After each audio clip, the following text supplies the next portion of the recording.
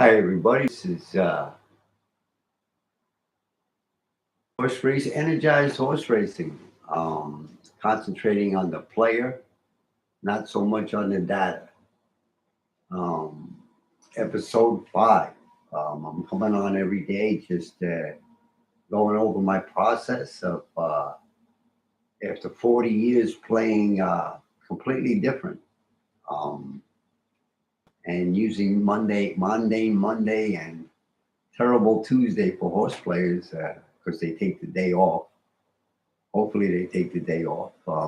Most handicappers are preparing for the week, uh, for Wednesday, Thursday, Friday, Saturday, and Sunday, and handicapping like crazy for this week because it's probably the best week of the year for a lot of horse players. Um, and ask me any questions if you like. Um, Contact me if you like. 475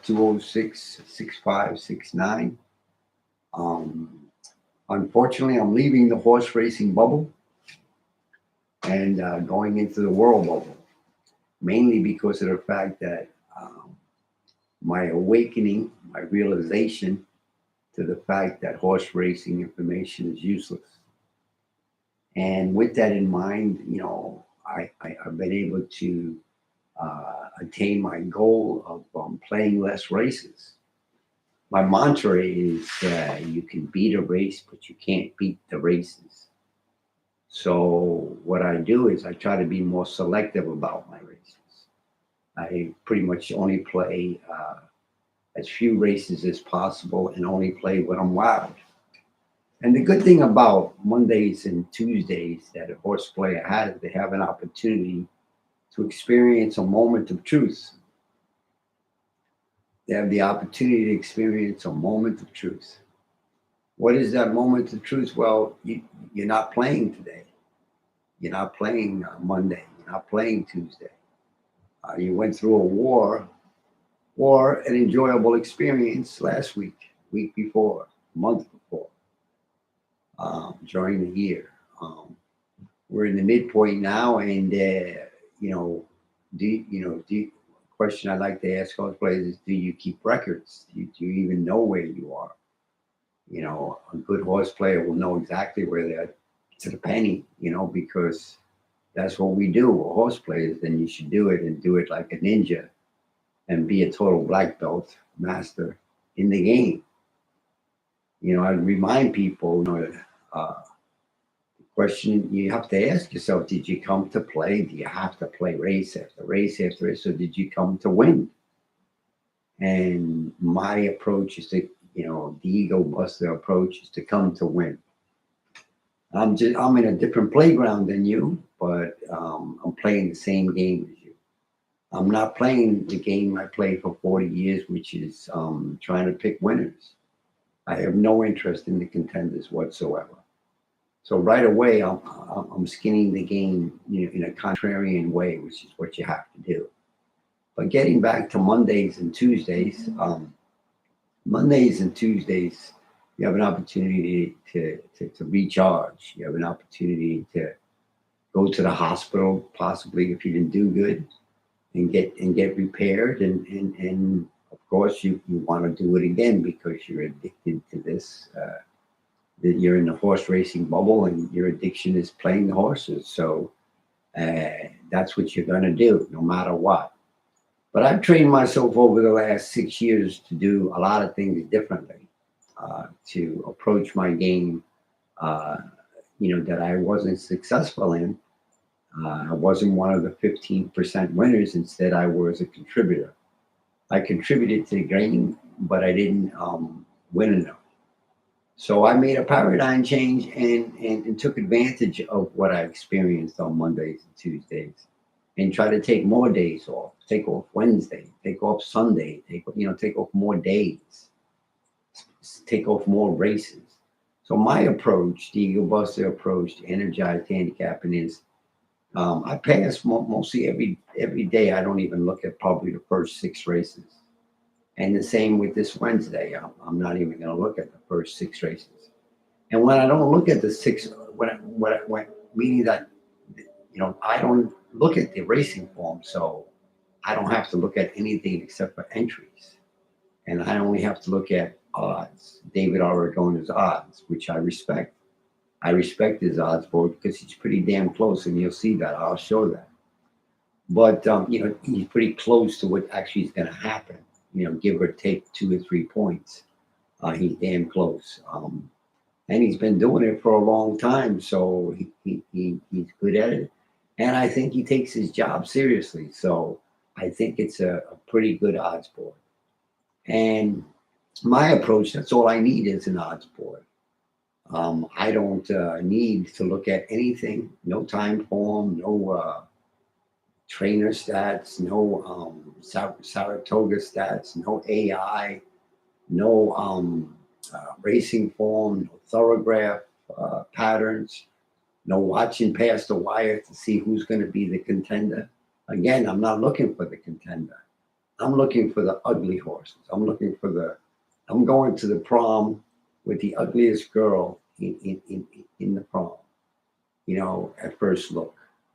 At first look, she's if she was getting a number on her, she'd be about over 40, 50 to 1.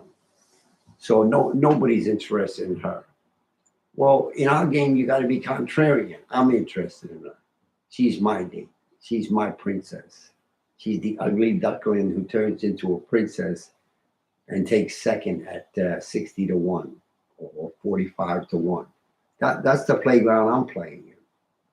But again, so getting back, and the only way you could do that is I do a crystal clear clarity board for the races that I'm interested in. But for the races that I'm not interested in, I don't even entertain anything to do with them. So you guys start playing at 1 o'clock, right? Probably around 1 o'clock. Handicap, for days, handicapping races for days to do your cards, which, a lot of you guys think is exhausting, which I thought was really just a blast. I never saw handicapping as I'm tired, like I see in some of the shows. But I don't even have to do that anymore. I never have to handicap another race again because, again, I'm starting my handicapping when I look at the odds board, and then I'm engaged. First time I'm engaged is when I see the actual odds board at 4 o'clock in the afternoon for the 7th race, if that's the race that I'm targeting. And so what I'm doing first is I'm going into Horse Racing Nation, and they got 9 races going. I'm not playing any other track except for Saratoga. I'm not playing, Gulfstream like my buddy Shake Up does. I'm not playing, other tracks like other players, but I'm just playing one track because I've played thousands and hundreds of thousands of races in my 40 years. And my approach now is to only play a race if I'm wowed, only play a race if the race speaks to me, only play a race if I have a felt sense that this is going to be a good race where not that I'm going to try to find contenders, but this is a good race where I'm going to, I think that the longest shots on the board, the horses that you spent probably less than a minute, probably less than 30 seconds looking at, and you went past them because you thought the horse had 3 legs, or you thought the horse was from Finger Lakes, or you thought the horse was from, a jockey like Morales is on the horse. So he's dismissed because he's not Pratt or Ortiz or one of the other top jockeys. And because you're looking at statistical data that gives you a high percentage. I'm looking at the horses. I'm looking at things that and listening to things from the commentary that can bring me toward being wowed about the longest shot, one of the longest shots on a board, which is usually 2 or 3 horses. So again, the first thing is, where does your attention go? Your attention goes to contenders because you're playing pick 6s and pick 3s and pick 5s and pick 4s and pick 3s. My attention is going toward dismissed horses, ugly three-legged horses. Why? They're not contenders. They only win, 5 to 10% of the time.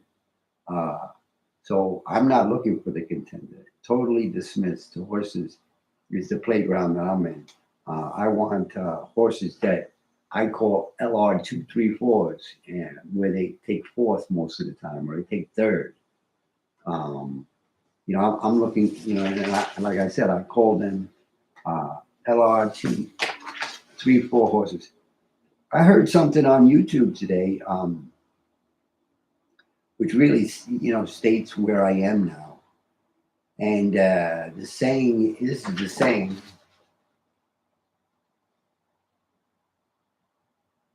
I had to let go. I had to let go of the racing form. I had to burn the racing form. I had to burn time form. It's over now. You could start living. Quote from an actor. I forget his name. I think Anthony Hopkins. It's over now. It's over. Now you can start living. He was addicted to alcohol, and this was his comment to that. No more. Now you can start living, and that's a phenomenal. That's a unbelievable quote uh, that really tells you it all in the sense of when you have to let something go. You have to let go of the idea that horse racing information will give you an end desired result to make some money at the game we all love called horse racing. Nah, it's not gonna happen. I did it for 40 years and I'm letting it go. Just like he let go his addiction to alcohol, I'm letting go my addiction to the racing form. I'm letting go my addiction to time form. I'm letting go my addiction to thoroughbred sheets, Ragason sheets. I'm letting go my addiction to value handicapping, pace handicapping, all of that stuff. Did it all. No, it's over. It's over. Just let it go. Now I can start living. And what else I mean by that is the fact that now I can start living, meaning leaving the horse racing bubble after 40 years, leaving the horse racing bubble and going into the world bubble. That's what I'm doing. That's what's um, that was the Mofo Joe. And then from that I got a second quote, which I thought also was because I watch YouTube quite a bit. That's why I go on it just to say hello. And here was another quote. I stopped playing the game of being stupid. I stopped playing the game of being stupid. The smartest guy. I wanted to be the smartest guy in the room, like Andy Serling. But stop playing the game being. I stopped playing the game being stupid. Thinking that horse racing. Then that's when I became a winner. That's when I became a winner. I stopped playing the game of being stupid. That's when I became a winner. Come on, man. That's perfect. That's perfect. It's and this is said he's 90 years old now, Anthony Hopkins. And I'm going to continue to listen to him and to get his Mofo Joe because that's what it's about. It's about us. It's about where are you? Are you totally fucking on fire, insane, like I was when I handicapped the horses? I was insane. I loved it, but no more. It's over. I'm stopping being stupid, thinking that I can win at the game called horse racing when only 15% win. And my records show that all I did was wash money. It's over, So one of the things you also have to get is you got to get a black belt in patience.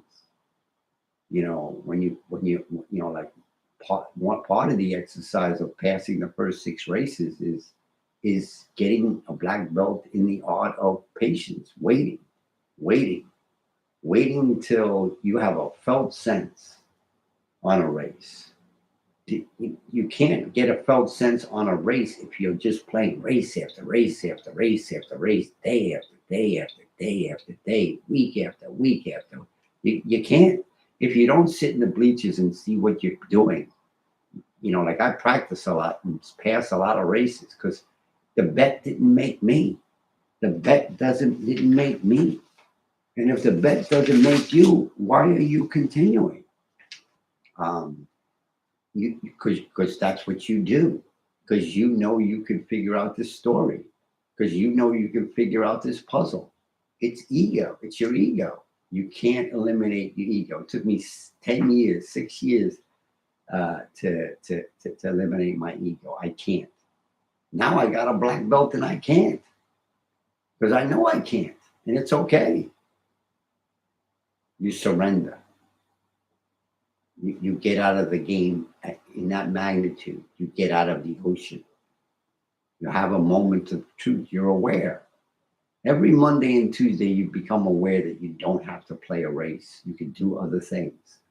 And that's what you got to do for more than just 2 days, Mondays and Tuesdays. You got to do it on Wednesdays and Sundays too, or Wednesdays and Fridays. If you like playing contenders, Saturdays is the best day for contenders. It's showcase day. So that's a good day for you to play. That's not a good day for me to play because of the fact that too many contenders win the races. And it's too formful. This Saturday at Saratoga, it wasn't though. This Saturday at Saratoga, you could play. There were opportunities. But normally on Saturdays and normally on days like this, I'm going to check the records for last year and a couple of other years just to fill my brain, my subconscious, the boss, my other player, with information, so that that's how you get wowed. You get wowed by filling yourself with information that matters. The racing form doesn't matter. Mofo Joe, a felt sense, letting the bet make you, that matters. So again, Mondays and Tuesdays you're off. You guys aren't off because you're getting ready for the week. I'm off. I don't have to get ready for the week. I only have to do something I already know, just by going. It took me 15 minutes to go through the races where it's going to take you hours and hours. I know on Wednesday that I'm passing the first, second, third, fourth, fifth. Right away, I know that. You know, Third race, 7-horse field, just all those races. So I'm not even looking at a possible consideration for a race to the sixth race. The sixth race is a playable race. Why? Because it's made in special weight, race that you don't like. It's 5.5 furlongs, a distance that you could possibly get chaos in. It's a high uncertainty race because of the lack of data. You're going to have to go to trainer stats and stuff like that. It says it's a 13-horse field, but it's not going to be. It's probably going to be 9 or 10, which is fine. So that would be a possible race. The seventh, and it's a possible race because this race for you has high uncertainty. High uncertainty races mess you up. Made in special weight, no data, messes you up. So that's good for me because the odds board is going to be whacked. Because how could you make an odds board for this race with the lack of data? How could you make their maidens? It's a big field, so the possibility for the favorites to get in trouble is good. So this race here, talks to me. It doesn't talk to you. It frustrates you because of its uncertainty. But it talks to me because it tells me that the horses that you're going to dismiss can do okay here, and you won't see it because you're not looking at it. You're not going to give this race the attention that you're going to give, the feature race or a race that has more data. Again, I'm playing in a completely different playground than you're playing. I'm playing in a playground where uncertainty doesn't bother me. because I'm not looking for certainty. I'm looking for chaos. I'm looking for ugly races, and I'm looking for horses that you see as dismissed or ugly horses. I'm seeing these ugly dismissed horses as possible princesses. After the race, you're seeing them only as ugly, uh, horses with no consideration whatsoever. Okay, and then you get to the seventh race. That's a possible race. 11-horse field, good. Eighth would be no. Ninth would be no. Ninth because of predictability possibilities. And then the last race of the day would be yes. So the sixth and the 10th and the seventh, I already would narrow it down to. Um, Again, I could play all three of those races, or I could just play one of those races. But there's nothing I have to do now. I don't have to look at anything, any horse racing information. I just wait. I'll just make an odds board for those. Now I go to the second step, which would be to make an odds board. I mean, to make a crystal clear clarity board, which shows the odds of the horses, in separation, where the lowest odds horses would be on the bottom, mid would be in the mid, and the dismissed horses would be on the top, and they would be in green because of the fact that they are going to be of consideration for me. Two or three of those horses are going to be of consideration for me, and I'll show that on Wednesday when I go live on Wednesday. But again, getting back to the approach. The approach is to show you how much less I have to do, uh, and this is something that I've been doing for 6 years, more intensely the last 2 months, and more intensely the last 2 years. So this is something that and I practice all the time. I won't look now on Wednesday. I won't even get engaged until like 2 o'clock, 3 o'clock, and I'll completely disengage with any information on those first five races. Don't need to open up the race form. Don't, and that discipline is huge, because if you don't look, you just the guy just came out of prison and he looks through the window and he looks in and he sees four naked women. I mean, two naked women. Of course, he's going to want to get in. That's the racing form. If you open it up and you look at it, you're going to play. You're going to be on fire. First of all, I don't use horse racing information. And then second of all, I don't even get engaged until the sixth race, which would probably go off, after 3 o'clock, or maybe around 3 o'clock. So I'll leave the horse racing bubble and go into the world bubble and do other things on Wednesday. So I'll schedule my time. So I went so far as to going out and getting work. Meals on wheels. I'm doing it. I might do another thing. It's just to because I have all this time where I'm not handicapping horses, and I'm not going to participate in the game till later in the day. I completely detach.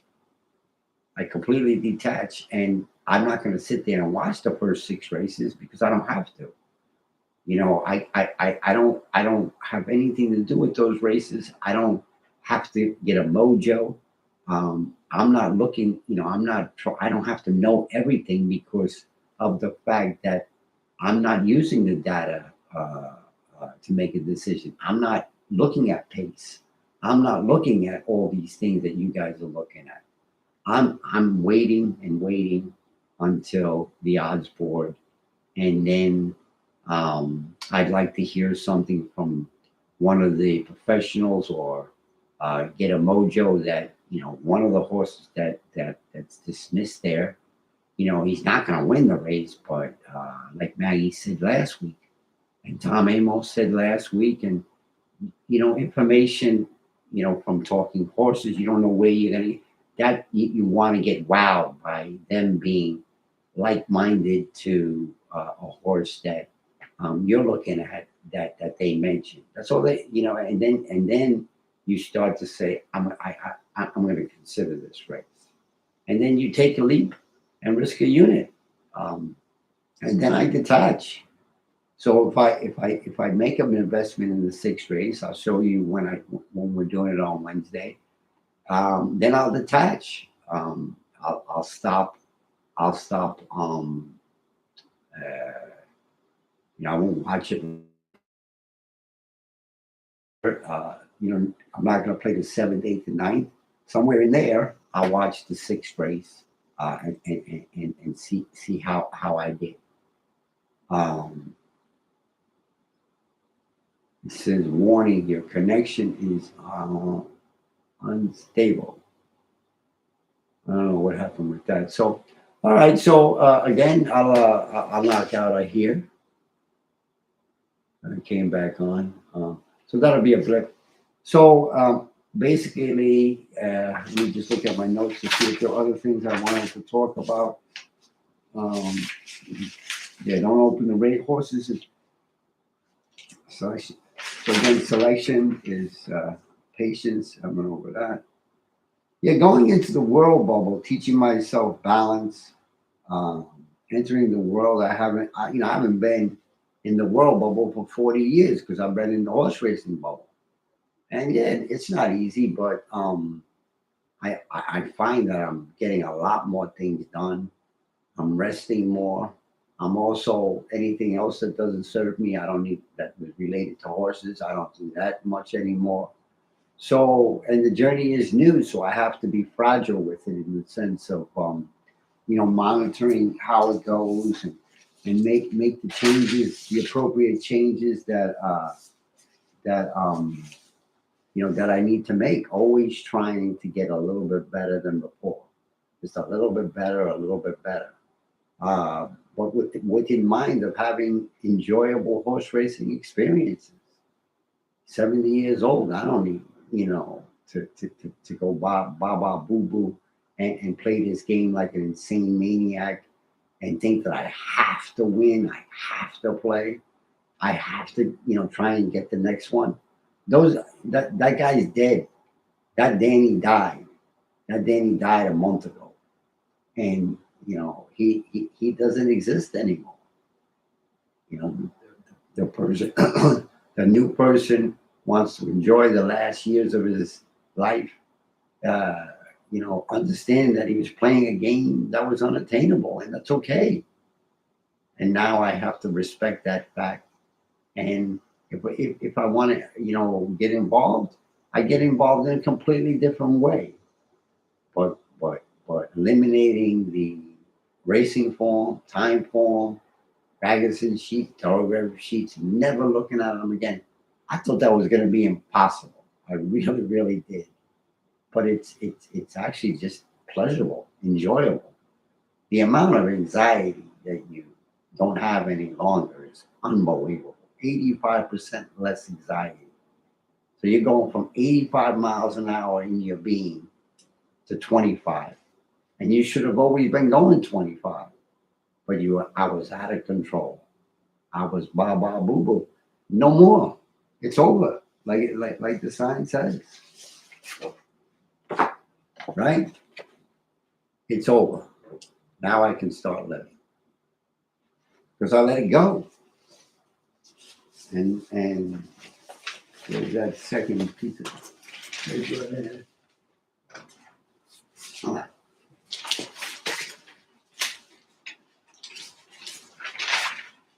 And it all happened because I stopped playing.